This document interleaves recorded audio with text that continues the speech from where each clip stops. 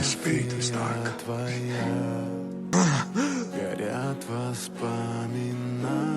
Pare! Poupe a vida dele. E darei a você a joia. Sem truques.